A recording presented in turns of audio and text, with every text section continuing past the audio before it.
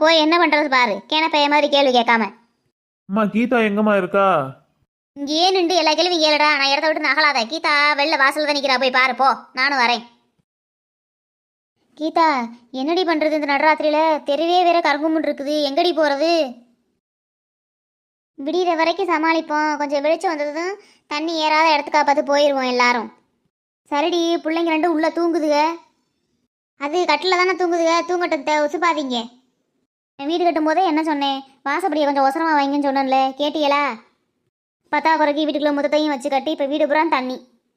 அத்தை, நீங்கள் முடிஞ்ச விஷயத்த பேசாதீங்க அத்தை, அதை முதல்ல விடுங்க. ஏமா ஏமா, என்னம்மா தண்ணி வந்திருக்கு வீட்டுக்குள்ளக்க? என்னம்மா ஆச்சு? ம் உனக்கு இப்போத்தான் தெரியுதாக்கும். ஏறி நம்பி தண்ணி வந்துருச்சுடி வீட்டுக்குள்ள. இப்போ என்னம்மா பண்ணுறது?